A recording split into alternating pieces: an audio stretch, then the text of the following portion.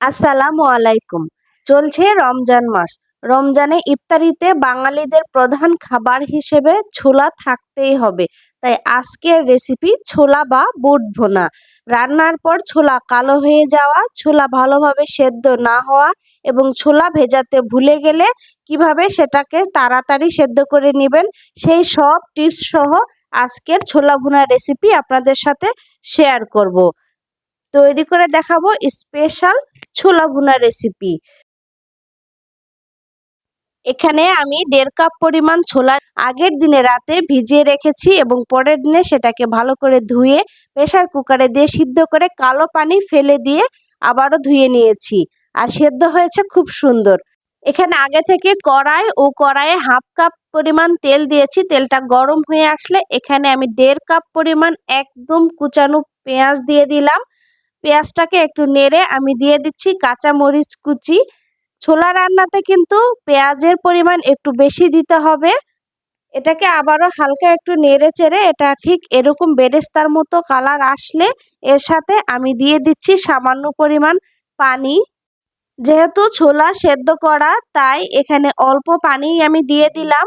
আর এমনভাবে পানি দিতে হবে যেন একবারে ছোলা এটাতে রান্না হয়ে যায়।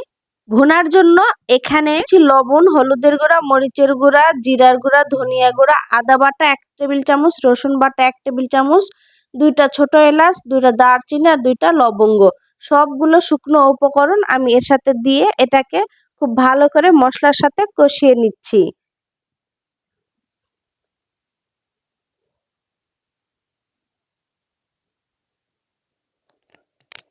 এবার আমি এটাকে ঢাকনা দিয়ে দিচ্ছি। একটু পর এটার পানির বলক আসলে আমি এটাকে আবারও একটু নেড়ে দিব।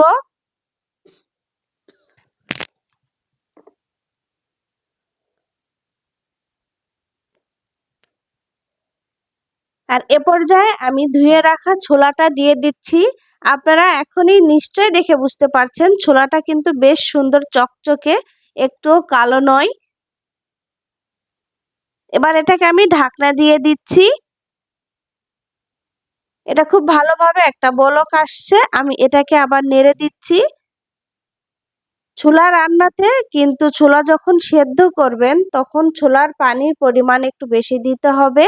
অনেকেই আছে ছোলা ভেজাতে ভুলে যায়, সেক্ষেত্রে ছোলা অল্প কিছুক্ষণ ভিজে রেখে সেদ্ধ করার সময় একটুখানি বেকিং সোডা ব্যবহার করলেই ছোলাটা খুব তাড়াতাড়ি সেদ্ধ হয়ে যাবে।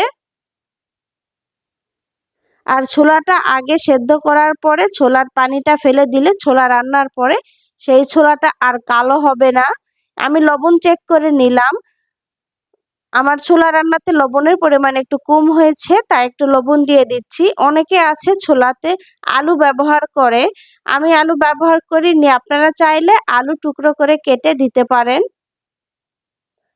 আর আমার ছোলাটা বেশ সুন্দরভাবে সেদ্ধ করা তাই এটাকে আমি একবার পানি দিয়েই এটা খুব ভালোভাবে রান্না করে নিব। এটা প্রায় শেষের দিকে। এখানে আমি ধনেপাতা কুচি দিয়ে দিচ্ছি। আর আমি কি উপকরণ ব্যবহার করেছি স্ক্রিনে দিয়েছি, আপনারা আপনাদের প্রয়োজন অনুযায়ী উপকরণগুলো ব্যবহার করবেন। তো আশা করছি আমার এই রেসিপি ভালো লেগেছে। ভালো লাগলে ভিডিওটিতে লাইক, কমেন্ট, শেয়ার করে আমার ইউটিউব চ্যানেলটি সাবস্ক্রাইব করে দিবেন। তো আমার ছোলা রান্না হয়ে গিয়েছে, আমি উঠিয়ে নিয়েছি। আর দেখুন এটা কতটা সুন্দর লোভনীয় হয়েছে। এবার আমি এখানে কিছু এক্সট্রা উপকরণ ব্যবহার করব যেন ছোলাটার স্বাদ আরো ডাবল হয়ে যায়। এখানে প্রথমে আমি টুকরো করে রাখা টমেটো দিয়ে দিলাম। আর দিয়ে দিচ্ছি এর সাথে আমি দিয়ে দিচ্ছি শসা কুচি। আর তারপর আমি এখানে দিয়ে দিচ্ছি কাঁচা মরিচ কুচি। অনেকে চিলি ফ্লেক্স ব্যবহার করে। এর সাথে আমি দিয়েছি ধনেপাতা ও পেঁয়াজ কুচি। তবে এর সাথে লেবুর রস ব্যবহার করলে এটার স্বাদ আরো বেশ ভালো হয়।